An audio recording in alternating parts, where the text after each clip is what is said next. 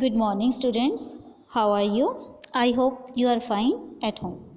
तो बेटा हम जो बैजू बावरा महान संगीतज्ञ के बारे में पढ़ रहे हैं, तो आज हम उसका आगे का भाग पढ़ेंगे। तो अभी तक आपने क्या देखा है कि जो बैजू बावरा था वो एक जब छोटा सा बच्चा था तो उसके पिताजी और दूसरे साधुओं को तानसेन ने मौत की सज़ा सुना दी थी और उसे छोड़ दिया गया था। लेकिन बैजू को गुरु हरिदास से शिक्षा प्राप्त हुई और वह एक महान संगीतज्ञ बन गया। ठीक है, अब वो बड़ा हो गया था तो गुरु जी ने उससे क्या पर वचन लिया था कि वो अपनी शिक्षा के माध्यम से किसी को कष्ट नहीं पहुंचाएंगे।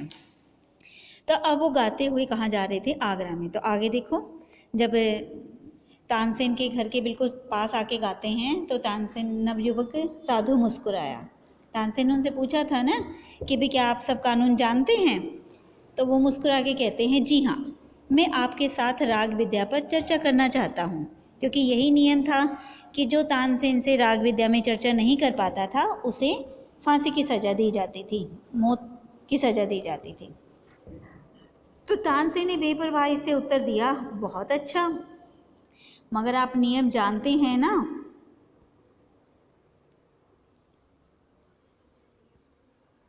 नियम कड़ा है और मेरे दिल में दया नहीं है।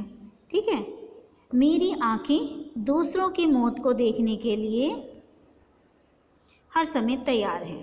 ठीक है, तानसेन ने कहा ना, क्योंकि तानसेन को अपनी शिक्षा पर घमंड था। ठीक है बेटा, और बैजू को बिल्कुल नहीं था, क्योंकि बैजू के गुरुजी ने तो बिल्कुल उनसे ये वादा लिया था। तो नवयुग क्या कहता है, और मेरे दिल में जीवन का मोह नहीं है, कि मुझे जीवन से प्रेम नहीं है, जो मैं मौत से ही नहीं डरता हूँ, क्योंकि मुझे जीवन से प्रेम नहीं है, तो मेरे लिए कोई वो दिक्कत वाली बात नहीं, मैं मरने के लिए हर समय तैयार हूँ। इसी समय सिपाहियों को अपनी हथकड़ियों का ध्यान आया, तो उन्होंने नवयुवक साधु के हाथों में हथकड़ियाँ पहना दी। ठीक है, वे साधु को दरबार की ओर ले चले। तो दरबार की ओर से देखो क्या होता है, दरबार की ओर से शर्तें सुनाई जाती हैं कि कल प्रातःकाल नगर के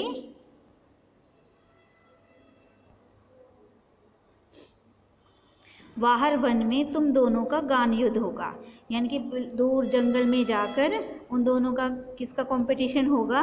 गाने का होगा। ठीक है, ये दरबार में शर्त सुनाई गई कि अगर तुम हार गए तो तुम्हें मार डालने का हक, ठीक है, मार डालने तक का तानसेन को पूर्ण अधिकार होगा। ठीक है, अगर तुमने हरा दिया तो उसका जीवन तुम्हारे हाथ में होगा। यही होगा कि अगर तानसेन हार जाता है तो वो आप पर निर्भर है कि आप उसका जीवन दान देते हो या मृत्यु देते हो। ठीक है, और अगर बैजू हार जाता है तो तानसेन को हक होगा। ठीक है, तो नौजवान साधु ने शर्त मंजूर कर ली। दरबार ने आज्ञा दी कि कल प्रातःकाल तक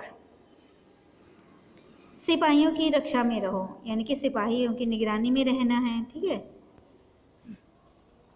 और वो नवयुवक कौन था? अभी तक आप बार बार नवयुवक पढ़ रहे हो ना, तो ये नवयुवक साधु बैजू बावरा ही था।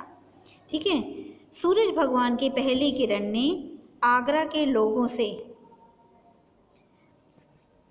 बाहर जाते देखा। ठीक है, जब सुबह सुबह सूरज निकला तो आगरा के सभी लोग जंगल की तरफ चल पड़े, आगरा से बाहर चल पड़े। समय हो गया था, लोगों ने आंख उठाकर देखा कि अकबर सिंहासन पर था, साथ ही नीचे की तरफ तानसेन बैठा था और सामने फर्श पर नवयुवक बैजू बावरा दिखाई देता है। उसके मुंह पर तेज था, उसकी आंखों में निर्भयता थी।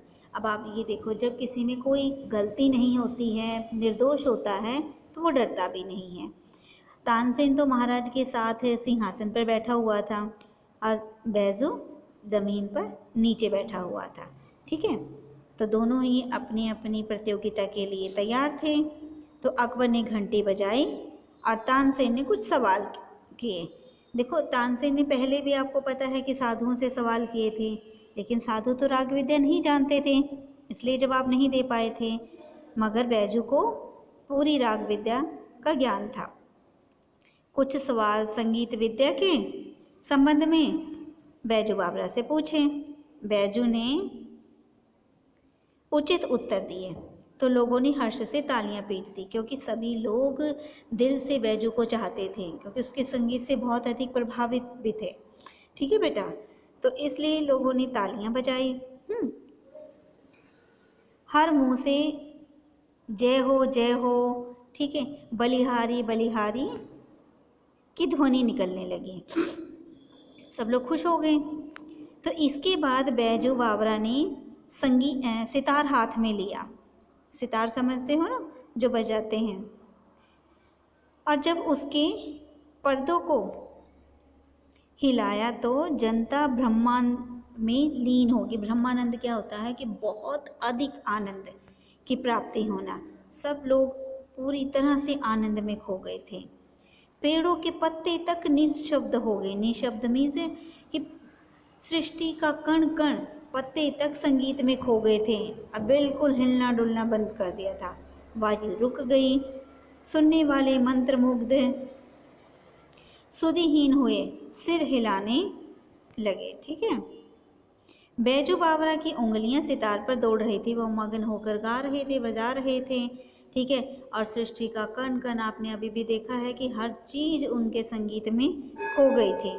ठीक है बेटा, लोगों ने इसके बाद लोगों ने हैरान होकर बहुत अच्छी तरह से उनको देखा। ठीक है, लोगों ने देखा और हैरान रह गए। उसके पास कुछ हिरन छलांगे मारते हुए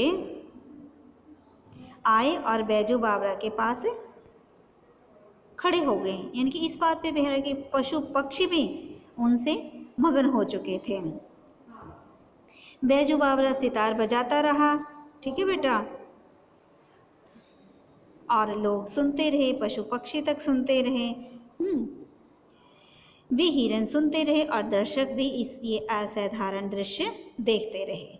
ठीक है बेटा, हिरन मस्त और बेसुध थे। यानी कि हिरनों को भी कोई किसी भी प्रकार की सुध नहीं थी भी, कोई चाहे उन्हें पकड़े या ना पकड़े, इस बात का उन्हें कोई अंदाज़ा नहीं था।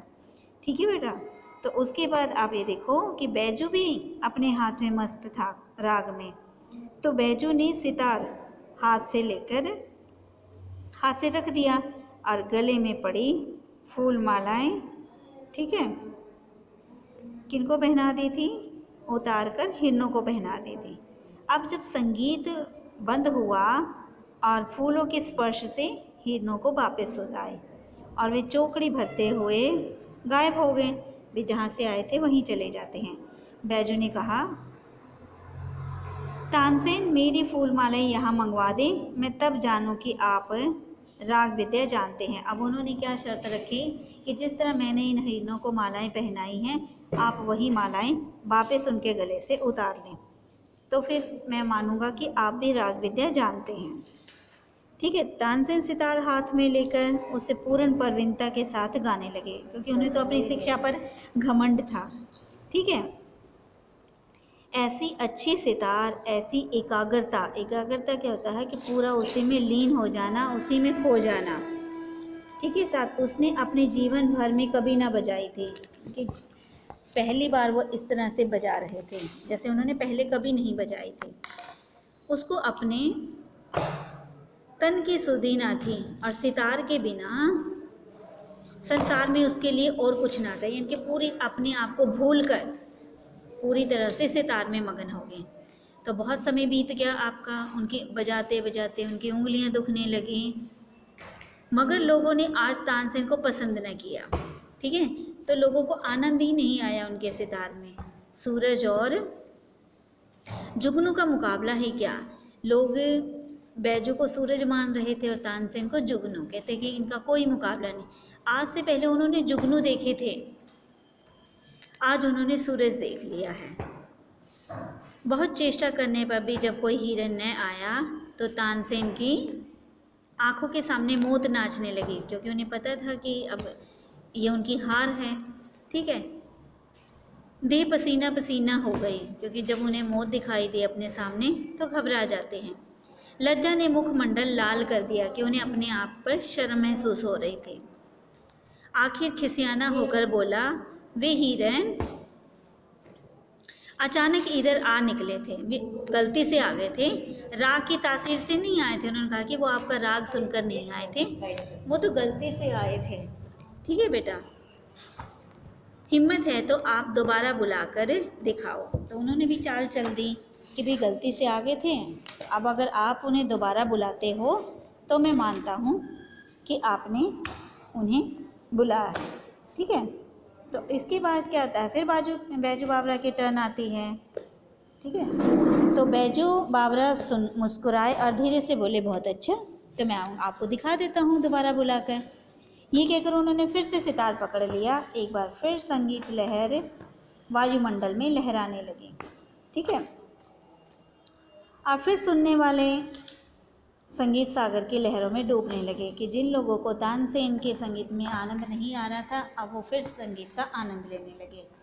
हिरन बैजू बावरा के पास फिर आए और वही हिरन जिसकी गर्दन में फूल मालाएं पड़ी हुई थी और जो राग की सुरीली ध्वनि के जादू से बुलाए गए थे। बैजू बावरा ने फूल मालाएं, ठीक है, उतार ली और हिरन कूदते हुए जिधर से आए थे उधर ही चले जाते। ठीक है बेटा, उसके पश्चात फिर अकबर ने तानसेन के साथ अब देखो, वो अकबर जो था बादशाह थे और तानसेन उनके दरबार का रतन था। ठीक है, तो इसलिए उन्होंने फिर क्या किया कि वो चाहते थे कि भी तानसेन की मृत्यु ना हो, इसे मृत्यु दंड ना मिले, तो वो उस पर दया करना चाहते थे। जब उन्होंने उसकी मृत्यु निकट देखी तो उनका कंठ भर आया, यानी कि वो भी कंठ भर आना मीन्स क्या होता है, गले में रोने जैसी आवाज़, परंतु प्रतिज्ञा हो चुकी थी। देखो नियम तो जो नियम ही होता है, वे विवश हो उठे और संक्षेप में निर्णय सुना दिया भी अनमने मन से। क्या निर्णय दिया कि बैजू बावरा जीत गया है, तानसेन हार गए हैं और अब तानसेन की जान बैजू बावरा के हाथ में। अब तानसेन जो थे उनका सारा घमंड चूर चूर हो चुका था, तो वो बैजू बावरा के पाँव में गिर पड़े। जिस तानसेन ने कभी किसी के सामने सिर नहीं झुकाया था, वह जिसने अपने जीवन में किसी पर दया ना की थी, मगर दया के लिए इस समय गिड़गिड़ा रहे थे और कह रहे थे कि मेरे प्राण न लो, कि अपने प्राणों की भीख। देखो उन बेचारे साधुओं ने भी तानसेन से ऐसे ही प्राणों की भीख मांगी थी, लेकिन उनके मन में दया नहीं थी। बैजू बावरा क्या कहते हैं कि मुझे तुम्हारे प्राण लेने की चाह नहीं है, कि मैं तुम्हारे प्राण नहीं चाहता हूँ।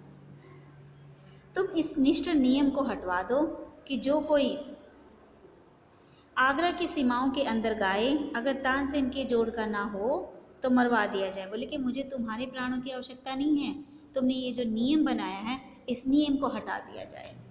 ठीक है, तो अकबर ने अधीर होकर कहा, ये नियम अभी इसी क्षण हटा दिया गया। हटा देते हैं वो उस नियम को। तानसेन बैजू बावरा के चरणों में गिर गया और दीनता से क्या कहता है कि मैं ये उपकार आपका जीवन भर नहीं भूलूंगा। तो बैजू बावरा क्या जवाब देते हैं कि 12 वर्ष पहले की बात है। वो उसको याद दिलवाते हैं कि उन्होंने साधुओं के साथ जो किया था, आपने एक बच्चे की जान बख्शी थी, आज उस बच्चे ने आपकी जान बख्शी है। तो तानसेन हैरान हो जाता है कि ये वही बच्चा है। हैरान होकर देखता है, फिर थोड़ी देर बाद उसे एक पुरानी, एक भूली हुई, एक धुंधली सी बात याद आ जाती है कि किस तरह उन्होंने एक बच्चे की जान बख्शी थी। तो देखो, जिस तरह उन्होंने दूसरों के साथ अपनी संगीत के माध्यम से निर्दयता दिखाई थी, तो बैजू बावरा ने उनके घमंड को दूर कर तानसेन के दिल में फिर दया का प्रसार किया। तो आपने देखा बेटा कि जो कला होती है वो हमें दया करना सिखाती है। ठीक है, तो आपने इस पाठ को दोबारा से रीड करना है। ओके बेटा, thank you, have a nice day.